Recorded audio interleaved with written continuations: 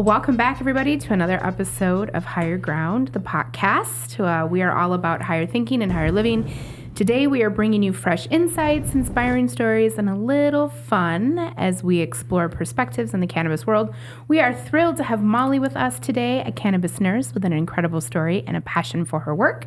We will dive into her journey in just a moment, but first, we're going to just check in with our other co-host here. Reminder, I'm Erin. We've got Kimberly and Roxxi here with us. What have you ladies been up to lately? Anything fun? Life's a trip. Life's a trip. I love that you just throw that out there. It is a trip, yeah. Do I need to ask why it's a trip for you? Probably not. Okay. Yeah, we had a conversation earlier where we reminded Roxxi that we're not oversharers. It's a trip, but don't bust your lip. She's had plenty of busting going on this summer. I love this. I love this. That is... I'm going to have to get that tattooed You on need me. a t-shirt. Yes. I do. You need a t-shirt that says that. I was thinking something a little bit more permanent, like right next to my leg sleeve or something. There you but go. Yeah, I mean, that's always an option, too. I love how we just jump right to a tattoo. Yeah. There's no in between. Really- Screw a t-shirt. We're making this shit It permanent. really touched my soul. I love that. Kimberly, anything new with you? Anything fun going on? Oh, always fun things, lots of events, and the charcuterie board will travel. Yeah. Yeah, that's right. You just did your charcuterie board and Charcuterie CBD. Yes, a tasting event at the house, which was phenomenal. But yes, it is portable and will travel. So I love that's one this. of I our do new love this things. because who doesn't love a good charcuterie board? And I feel like CBD just fits in there really nice. Exactly. How did That's you awesome. incorporate it? Tasting. Part of, instead of Like tincture dropping to add in? like or? gummies and jellies, and then my daughter does infused butters, Okay, awesome. and some jams and jellies and some other things. So Yum. Yeah, I so it would was- have so much rather been there than what I was doing on Friday night. Did anyone have to get carried out? Because No, I wasn't there. I didn't get the invite. Yeah, that would have been her. invite. That would have been Roxy's role for sure. we For have sure. pillows and blankets for sleepovers if needed. sweet. Perfect. Oh, I love that. Did everybody have to put their keys in the bowl? Oh, I no, think not that's one a of different those. type of Different party. type of party. You're right. You're right. My bad, Kimberly. My bad. Yeah. So, well, we have this new segment that we've been doing that we really love. So we're going to go ahead with our high school. And this week's high school episode is brought to you by Pharmacopoeia. the Pharmacopoeia. And so, Roxy, would you please explain to us Pharmacopoeia as it relates to cannabis? I would absolutely love to. So I have a little card, and I did not bring my glasses today. So I'm channeling my little inner Erin. Do you want my glasses? Kind of. Let's check it out. Let's see if there's bifocals in there.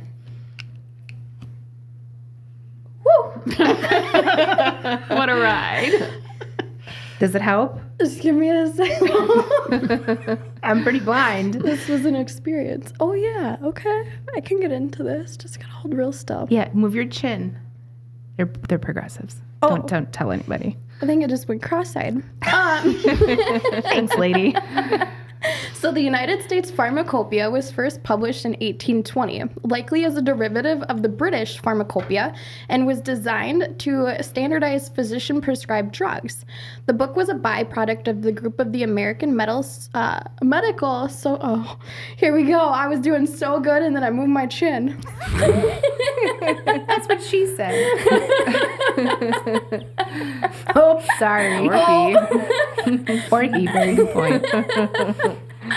The book was a byproduct of a group of American medical societies that teamed up to establish benchmarks in the prescription pills. Its contents were essentially recipes for varying strengths and varying medications. Cannabis was first introduced to the United States Pharmacopoeia in 1850 thanks to Sir William Brooke O'Shaughnessy. Did I say that right? O'Shaughnessy. Probably. Yeah. I'm pretty sure he's not going to come back to correct you. Okay. Nobody else do it either. I tried. I moved my chin again. Research. Don't laugh in the mic, you guys. Okay. You're the only one laughing. I'm just going to point it out. Even our guest is not even, nor Kimberly or Giggling. myself. It's just you. Okay. We're smiling. We're encouraging you. I love this for us. The research and subsequent publications surrounding his usage of the plant in India, and though it would remain in a book for decades, cannabis was removed from the U.S. pharmacopoeia in 1942, 5 years after the passing of the Marijuana Tax Act. Say pharmacopoeia one more time. Pharmacopoeia. Courtesy of Einslinger. What was his name? I think that was the guy that got it taken out. Yes, Anslinger. Yeah. Yep. And so, I mean, since we have a nurse on the show today, we wanted to share the pharmacopoeia story. Yeah. So everybody welcome Molly. Hello, Yay, so thank glad to have you. Thank you, everyone. We were blessed to meet Yeah. Molly at a local event, and we immediately knew that we had to have her on our podcast, and she actually has her own podcast as well. Would you like to tell us a little bit about your podcast? Yeah, Conversations with Kush. It's destigmatizing cannabis through personal storytelling. Taking people, having them sit down and tell their story about how cannabis has really changed their life. So I talk about their consumption pattern and just really trying to kind of piece that out. And I want to get a variety of voices on the show, not just like your typical people that you would maybe think were cannabis users, to show that, there's a lot of people out there using cannabis, and there's a lot of benefits that you could maybe tap into yourself. I think a lot of people come to cannabis because other things just haven't worked and they're kind of at their wits' end. And I think those stories are really important for other people that are curious or maybe feel shame or stigma around their own use, to hear. And the more we can normalize the use of cannabis, the better off we're going to be. I agree. So that begs the question, how did you get into this? Yeah, well, I first tried cannabis when I was probably like 12 years old, maybe. Okay, so you are now the third person on the show that was 12 years old. Yeah. That must have been the age. That's actually pretty cool. Yeah, think about where your brain development's at that time. Right. Everything is pretty much just like spontaneous and impulsive. And, of course, there was a cute boy involved. Always. Always. So That is actually the third person to say that as well. Yeah. Can you tell us the story? Yeah, so he was like, oh, you should come over to my house. And he had stole some of his dad's marijuana. And we went up into his garage and, the top of his garage and smoked and, kissed or whatever. Oh my gosh, I love that. Anyway. So romantic. Yeah, right. Yes, thank you, Josh Mortensen, for one of my first kisses. I love that. And I love that you remember his name. Oh, yeah. Yeah. This is my first. You were all looking at me like I should remember my first kiss's name, and now I feel kind of ashamed that I don't remember his name. It's okay. So many kisses ago, right? So many. So that was my first time using. I was an occasional user. I wasn't like, oh my God, this is the best thing ever. Like, I wasn't hooked immediately. I actually think I got pretty paranoid. I met my husband when I was 16, and he was an everyday user, and I was like an occasional user. I smoked on like Mother's Day and the important special holidays. occasions. Yeah. Because I figured, I had to be like a responsible adult. Like, what if our kids needed to go to the emergency room or something? Like, I'm a nurse. I had like this whole idea in my mind of like what a cannabis user is, and it's not me, right? So then COVID came, and that was a game changer. Everything flipped on its butt. You guys know that. I didn't want to go to work anymore. It was, I stopped watching news. Especially for your profession. You guys got such the brunt of all the stress that came with that pandemic and all that. We can sit here and say, yeah, it was horrible. We had to stay at home. But like those of you that were like actually in the industry, I can only imagine. Yeah, it was a really, really tough time. At the time, I was dating someone that was like, oh, hey, I've got all this shake left over. You guys know what shake is? Mm-hmm. No. But you should tell our listeners. And Roxxi. Tell our listeners and Roxxi. What is shake? It's like the stuff that's at the bottom of the bag when you like sell all of your good buds off, right? So it's like the leftover stuff. From people shaking the bag. Got it. Chicken bake. I love that. The chicken bake. Yeah. Yes. That's amazing. The more you know. It was a couple ounces of shake. It was like not a small amount. That is not a small amount. Yeah, it was like 6, I think. Anyway, he's like, have you ever thought about making your own edibles? And I was like, no. And he was like, well, look up some YouTube stuff, and, if you want to do it, I'll give you this, and you can do it. So that's what I did. I bought a magic butter machine, if you guys have ever heard of that. Yes. Yeah. And I started making edibles for all my friends. And that's when I really started to fall in love with cannabis, because edibles for me was my way of consumption. Yeah. Like having a consumable versus smoking, like that was it for me. Like it didn't make me feel paranoid. I felt like I could control it really well. What were you making? Like what kind of edibles? Gummies, cookies, muffins, brownies. All of it. Anything. Yeah. I love all that. kinds You of could put butter candy. in. Yeah, right. Yeah. So you had caramels. You had a positive experience with edibles. Absolutely. Okay. Yeah, right from the very beginning. So, and it was way more positive than smoking was, because like I would smoke with him and I would be like, oh no, it's too much, or I would just like be able to hit it just like a couple of times, So edibles was really my gateway in. Mm-hmm. And edibles are nice because they're so much more discreet, Yeah, you know. right. And Yeah. they're easier to dose. I didn't smell like weed, Right. My car didn't smell like weed. My house didn't smell like weed. I lived in a place where you really couldn't smoke even cigarettes, and so that was a positive. You could certainly smell it when I cooked it, but Right. yeah, so that is a major benefit of edibles for sure. Yeah, definitely. So how were you like controlling the dosage? Like how exact were you with your butter? Like, Yeah, it was tough. It was Right? tough. I had to like formulate it and figure it out and do a lot of sampling. the best part. Yeah, that was really hard. Yeah, especially when you're trying to do the second batch after you've been sampling your first batch, and then you're like, math, yeah. Yeah. Is that 2 pounds? Is that 1 stick for 4 butters and 1? Yeah. Yeah. You're speaking from experience, I hear. Speaking from observation of experience. Observation, I love that. Yes. Yeah. We do a lot of that in our house. Good. Often. Yeah. And, but yeah, I can always tell when the first one's done, and then they go on to make the second batch, and I'm like, you guys aren't mathing right. Mathing right.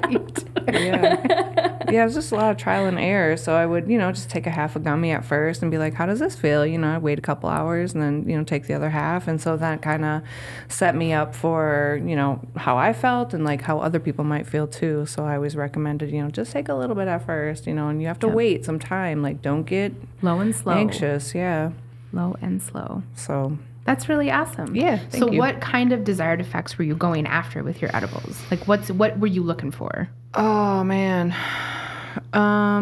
Really just being happy and being motivated. It was pretty daunting to, like I said, just to even to go into work sometimes and like to have all that fear. There was so much fear mongering and like, to have that in the back of your mind at all times and to have like anger behind it, too. Like they mandated us to take the vaccine. Like, there was people that quit that were like, I'm not taking this vaccine. Like, I don't know what's in this. You don't know what's in this. You don't know how this is going to affect us. Like, let's let our own bodies do its thing, So, there was anger, there was fear, there was frustration, there was exhaustion, so just feeling good, I think, and being able to like decompress all of those things. And it really ended up, as I developed my relationship with cannabis, it's really helped me bring that veil down to where I could be open and be more vulnerable with people. That's tough for me sometimes. I'm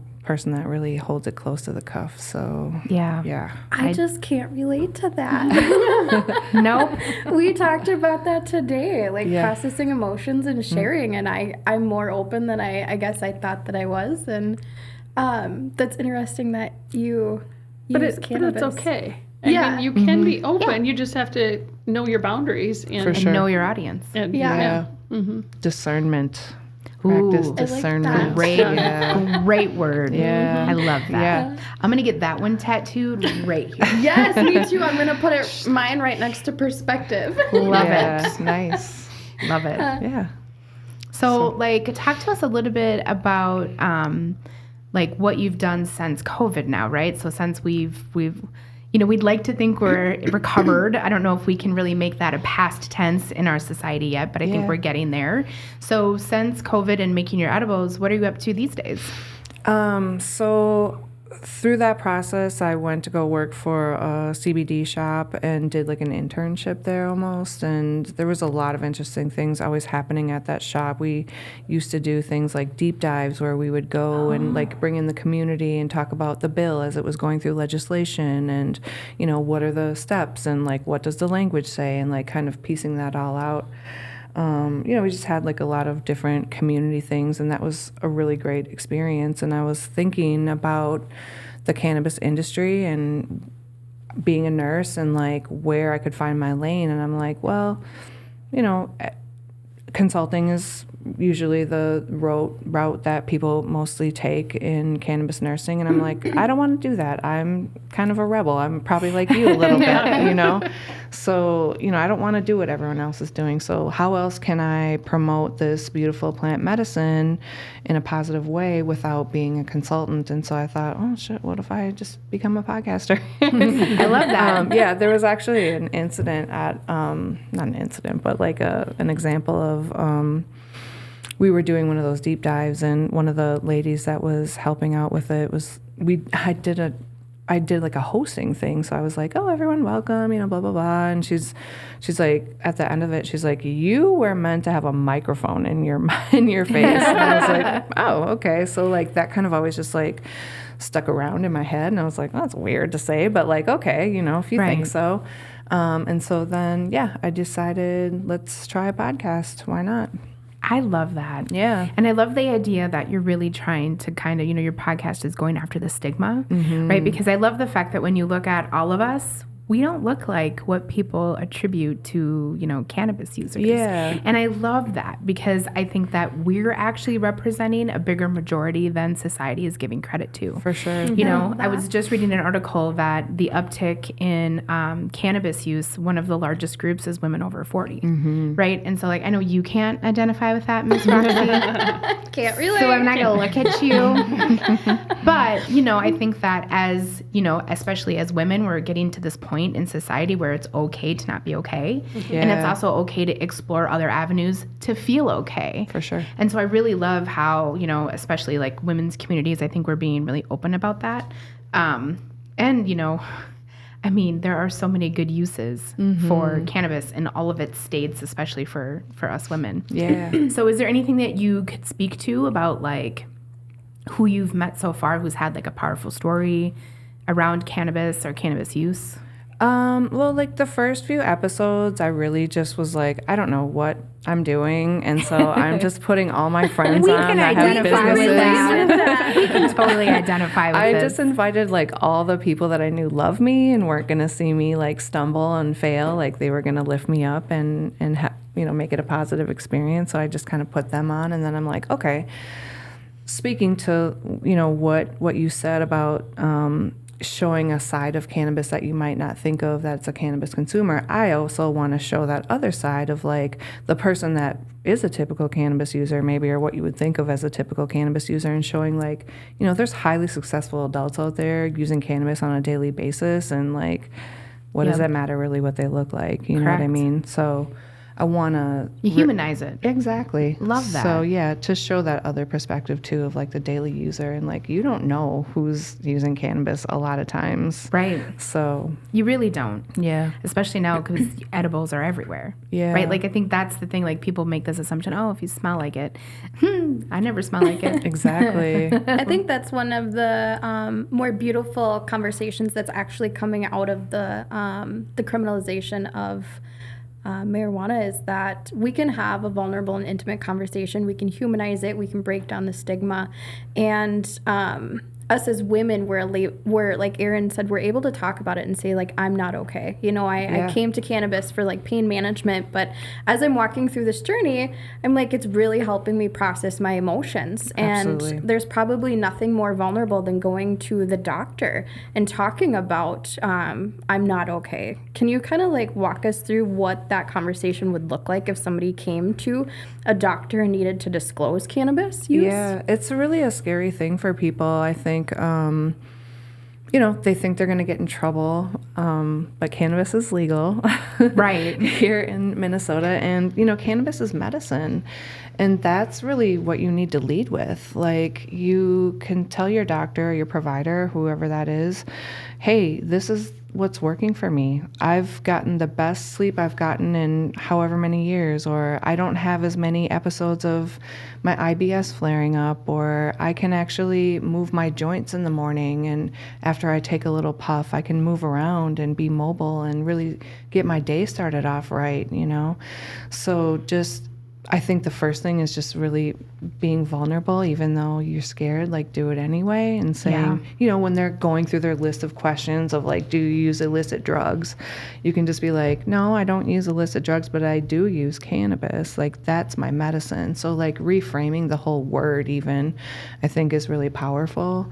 Do you think they're going to reframe that question? Because I've seen that on questionnaires before too. Yeah. I was actually just going to say the same thing. Like, illicit drugs, that seems like a term that could be different for everybody. They should really start asking just point blank. Caffeine could be an illicit drug. Right. Exactly. Depending on your situation. But when I go to the doctor, half the time I end up wearing my cannabis is medicine hoodie.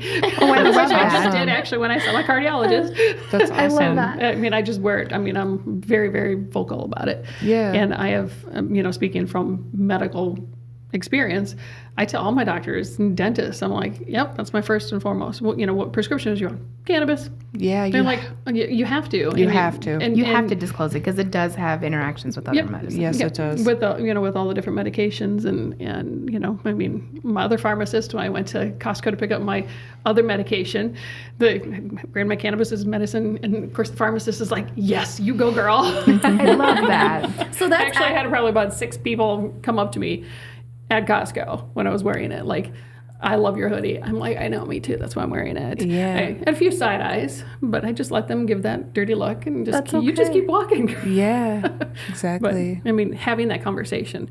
But I think, like you're saying, definitely tell the doctor. What was their response when you said it?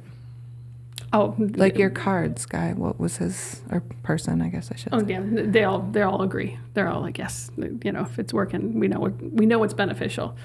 Do you think that they had a good handle on how it can interact with your body or the medications that you might be taking? Mostly. Mm-hmm. Okay, that's good to hear. That is really good to hear. Yeah, it is. Yeah, most of the time. Yeah.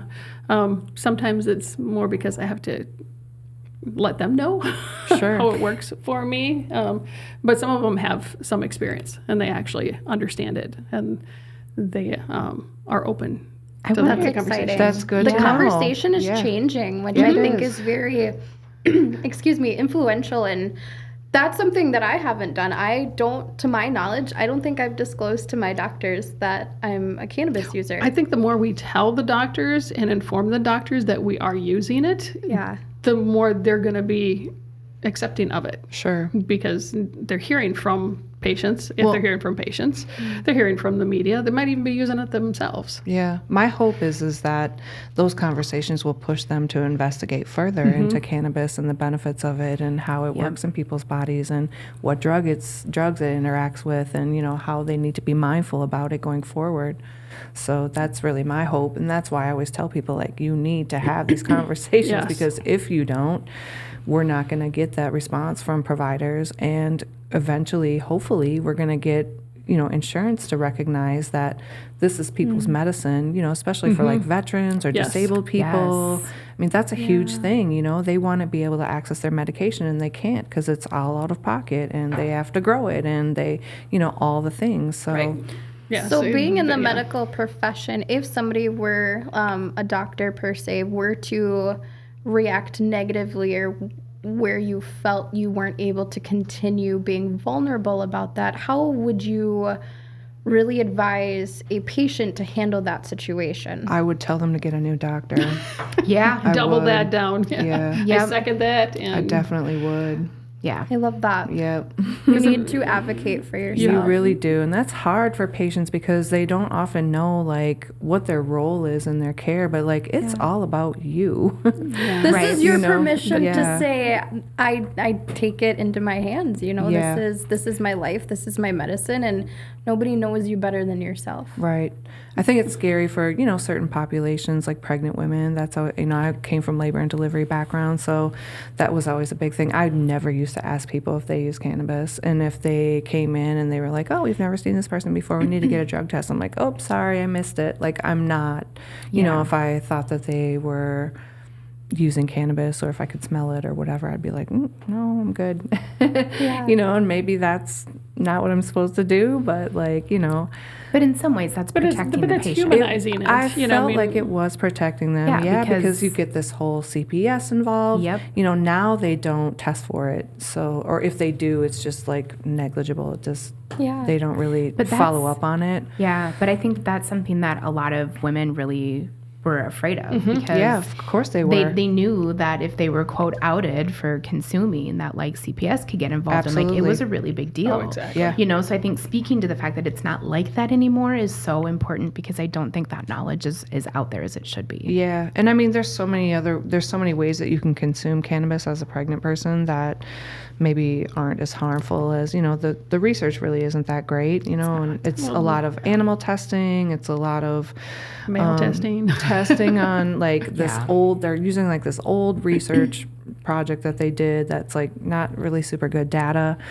So, you know, I think there's plenty of ways that people can use cannabis, and it doesn't have to be THC heavy. It could be CBD. What if they got into a CBD bath bomb bath? Like taking a warm bath is like one of the best things you can do when you're pregnant and uncomfortable. So, you know, there's just a lot of other ways that we can think about cannabis that don't have to be like, you know, someone smoking a joint. So Right, and I think that's part of, you know, breaking the stigma. It's not just about who is consuming, but how people are consuming. Absolutely. You know, I never thought of it that way. With pregnant women consuming, I definitely would have never touched cannabis if I were to become pregnant. I did not think that I can ingest it in a bath bomb. One of the best things to help with nausea. Like I wish that I would have had that with, you know, I only have one biological child, and that's because I hated being pregnant. I was the worst pregnant person on the planet. I was sick. I was miserable. I was completely nauseous. I couldn't work. I couldn't get out of bed. It was ridiculous. Had I had this as an option, I maybe could have had a different reaction all the way through. But like you were saying, there is no good data about how it affects the fetus, about how it affects the baby. We really don't know. You know, part of, I think, having these conversations with our care providers is what incites that kind of research, you know, gets people in the medical field to be like, well, if this is what the population is doing, we need to do something to stay up on it. Yeah. I don't know if they've gotten to that threshold yet. Like, since you're part of the community, like, how do other medical professionals really view people who use cannabis? Do they think it's an important thing? Does it not really matter in care? I think the overall sentiment is that that's a good question. I guess as far as like pregnant women, you know, I think if I were to, you know, be guiding someone along that journey, you know, of course, looking at those other modalities, I think smoking is like really the big factor. You know, we know that smoking cigarettes causes low birth weight. So I think, you know, there's like a correlation there between smoking and low birth weight. On a broader sense, though, I don't know. I think it's up to each individual provider, I guess. You know, some providers will be like, oh, yeah, it's just a little weed. And other people will be like, oh, you know, here comes this person that has cyclic vomiting, or is it cannabis hyperemesis syndrome, or, you know, so they'll kind of like pigeonhole it, I guess. Can you talk a little bit about that syndrome and what causes that? And what you can do if you find out that you have it? Yeah, it's really hard for people. So as a frontline provider, as a bedside nurse, you know, people will come in like the absolute worst pain they've ever had in their life. They're nauseous, they're vomiting, they can't hold anything down. And it's really can be debilitating. The only thing that usually relieves it is like a warm bath or a warm shower. And then once they get into the emergency room, we would give them a host of drugs typically to kind of help calm that down. We don't give a lot of fluids anymore because there's a big fluid shortage with the hurricane, so we're a little bit more judicious about that. But there's certainly a cocktail of medications that we give people in that. But the only real cure is then to abstain from cannabis. I mean, sometimes people are just kind of, they might try it again in 6 months and they might have the same kind of reaction. But, you can maybe switch up your consumption or the type that you consume. Or do we have any idea what brings us on? Yeah. We do. Is it caused by cannabis? It is, okay. Yeah. And there's a really great research project that's being done right now by Dr. Cody Peterson and Megan Bang, and there's another woman, Riley something. I apologize, I don't know her last name, but she's a brilliant woman. They're doing a big study on CHS, and they're actually looking for participants if people want to get involved in that, because, it's sad when your medicine makes you sick, right? Like, nobody wants that. And so I think to get to the root of why that's happening, and then to overcome, like, can we move past this, and maybe come back to cannabis again, that's really important stuff. Because I have a theory. That it's impure, that it's the impurities that are actually making your body sensitive to it and hypersensitive to it, right? Like, we talk about, like, it matters where the product comes from. And so if you're not paying attention, if it's in a place that's been using a lot of chemicals to process it, or they use a lot of pesticides to grow it, and then it's not, properly produced, like, I don't wonder if some of those, like, chemicals that come with it are causing that same kind of reaction. So I very much look forward to more studies on this. Yeah. When I had the dispensary, I had a lot of people that would ask me about this. I don't want to get this. How do I avoid this? And unfortunately, we just don't have a lot of answers about how it comes on and how it affects people, because it could be like the same exact everything, and one person will get sick and the other won't, right? And so I really look forward to the data about why that is. That's what's the variable, right? I think it's mostly occurs in people that use high dose cannabis. So, certainly watching for that. I don't think you're far off the mark with that, Erin. So, I mean, I think that's definitely something that could be a contributing factor. What would change for your patients if your patients had access to cannabis? Like, how would that change your job and the lives of your patients? Well, instead of pharmaceuticals. Yeah, I mean, I'm definitely a free the plant type person. I want it descheduled completely. Yeah, and we should put that on a t-shirt. Free the plant. Yeah. So, even for patients, I think patients need to be guided.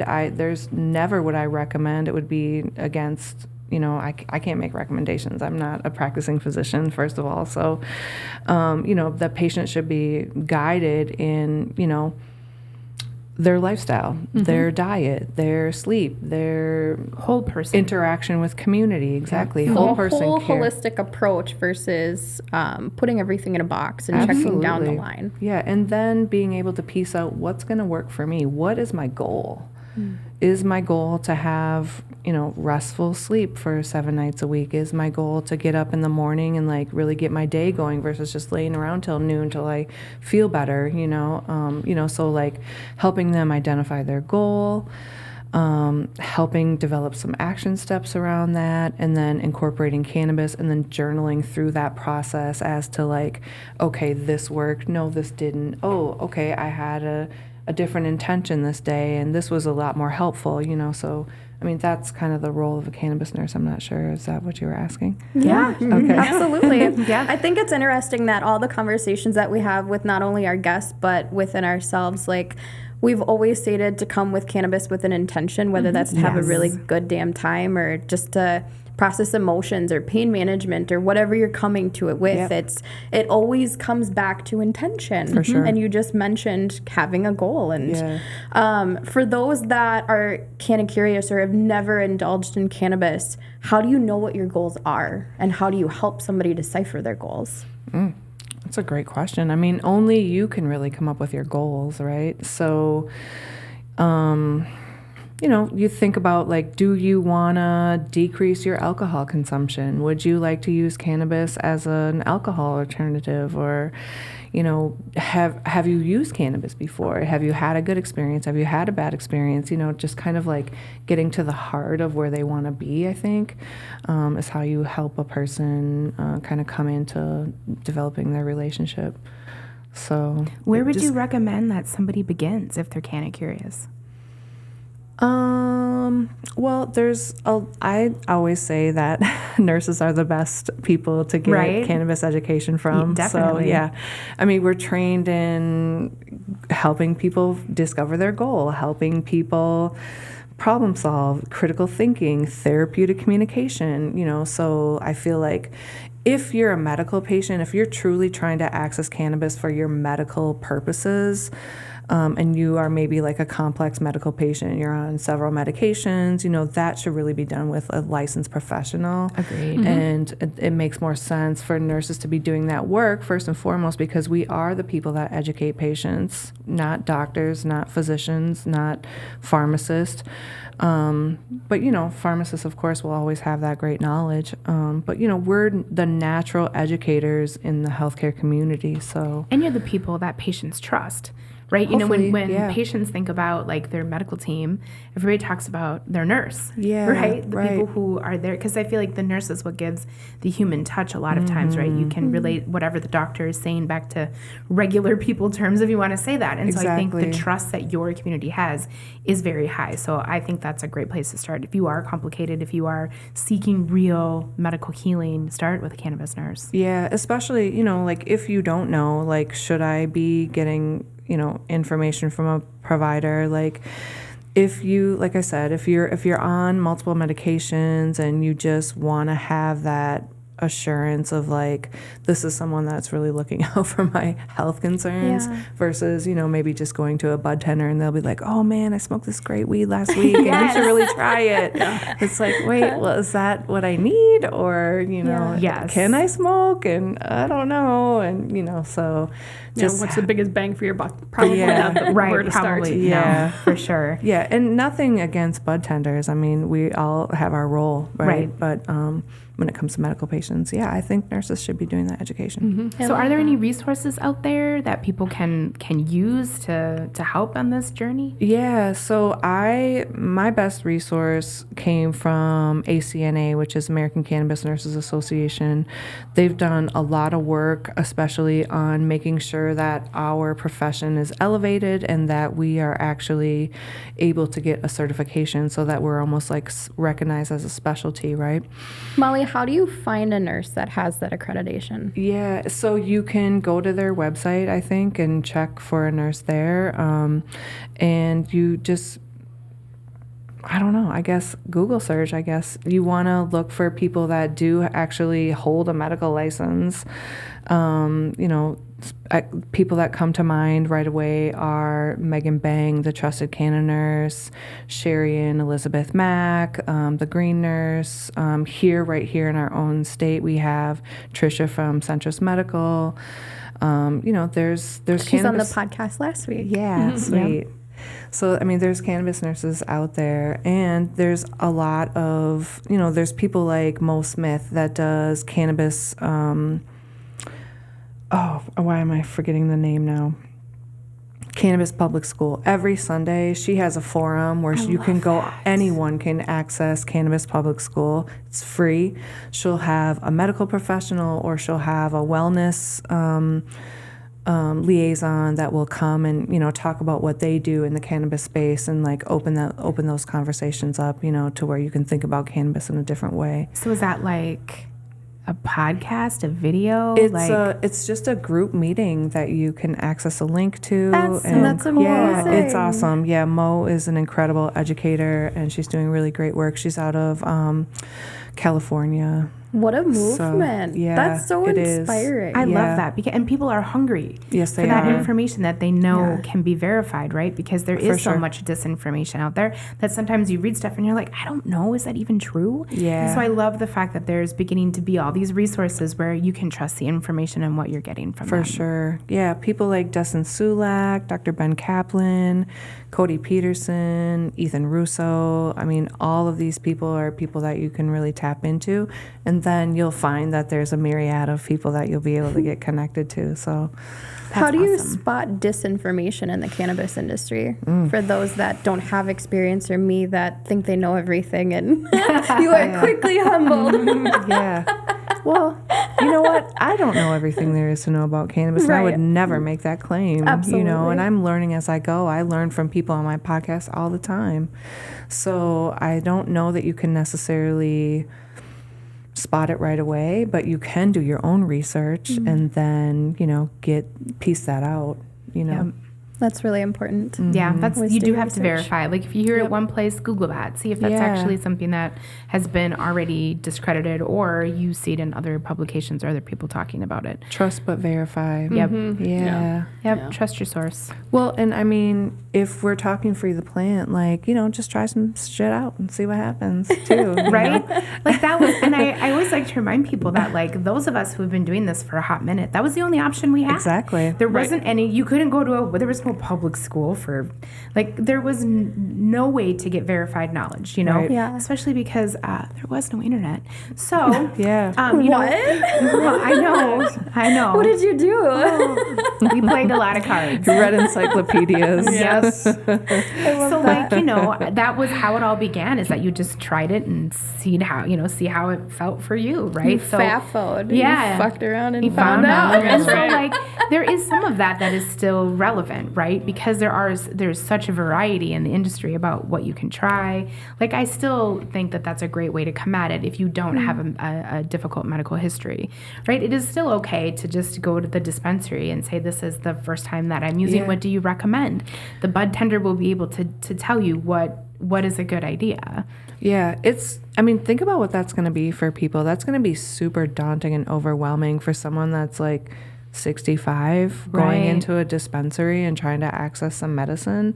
Right. They might be very overwhelmed by that, you know. And I really hope that they continue to push, not necessarily the hemp low dose stuff, but even just low dose THC products when it opens up, because people really, when they're coming into cannabis, need those options, right? Because you do need to start low and slow. You do, yeah. If you don't have that experience, that's where you really want to hone in on. So, you know, 2.5 milligrams might be too much for someone. Trust me. I will cut it in half for you next time. Well, they make 1 milligram sunnies. Those, they do. That's right. Yep.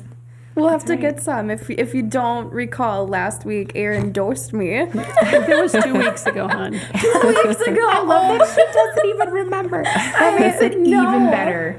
I did.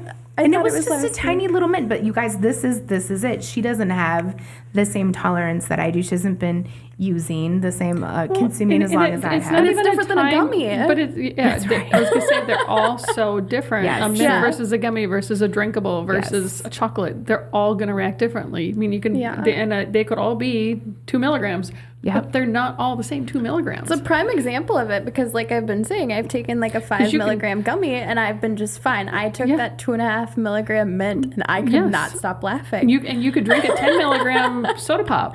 I wonder if was it like a nano product or did it just hit you faster? It's Kiva's. I don't have it in my purse anymore. That's okay. Yeah, but they're not all the same, and that's right. They're not.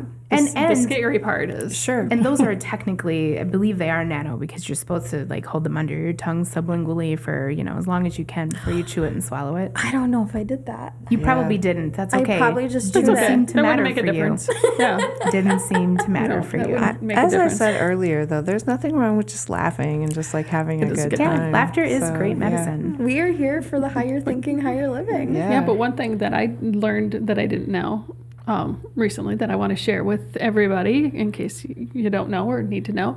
You know how we use tinctures, right? And we put it under our tongue and swallow it, right? You can actually put it in your belly button. Yes, you can.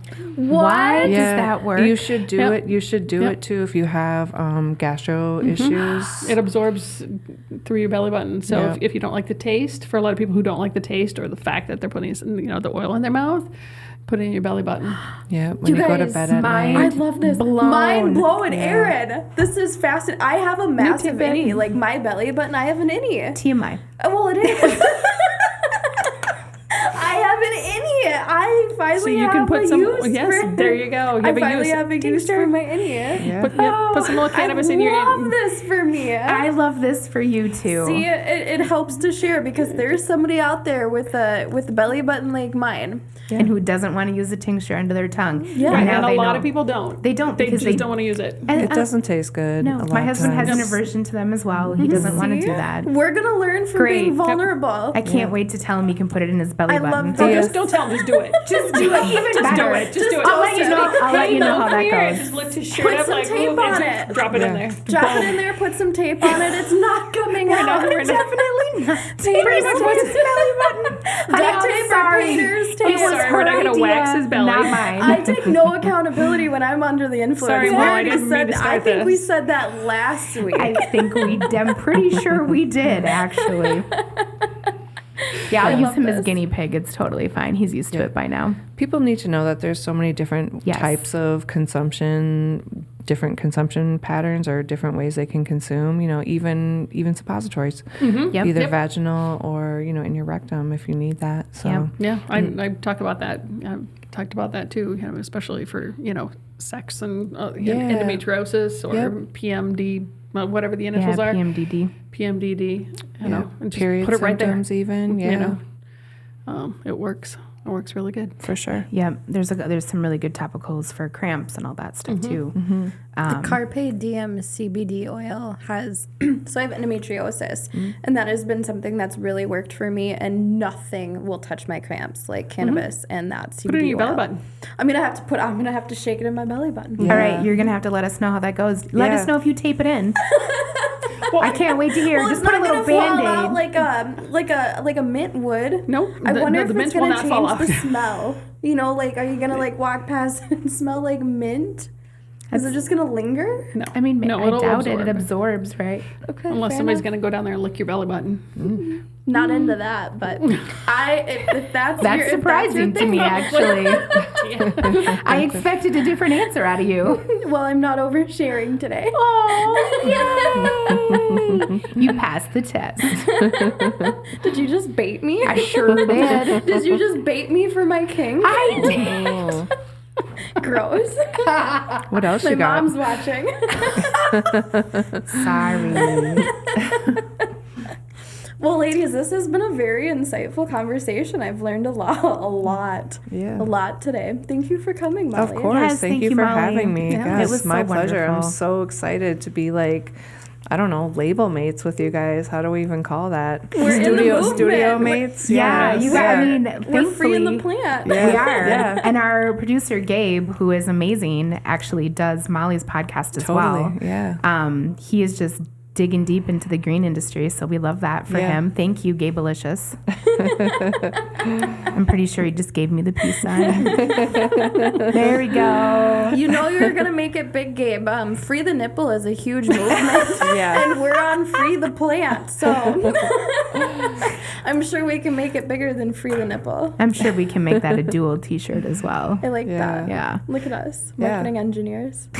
Starting movements. Yeah. Or something. Well, it's an honor to be next to you, Molly. Yeah, Thank you for all of the information And that your you shared knowledge. today. The And the pleasure is resources. mine. Thank Yeah. you guys for having me. I really, I'm sure you'll be back. I loved, I'm always excited to have a microphone in my face. So, I love this.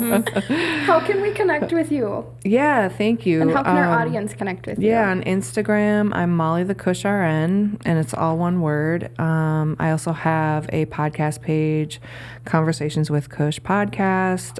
What platforms is that on? I am on Instagram. I'm also on YouTube. I have a YouTube channel at Convos with Kush, and then the podcast will be streamed on all the audio platforms and probably on Facebook and maybe LinkedIn. Sweet. Love it. Yeah.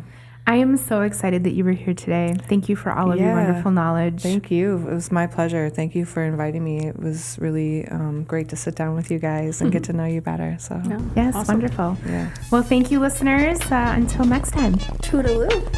Toodaloo.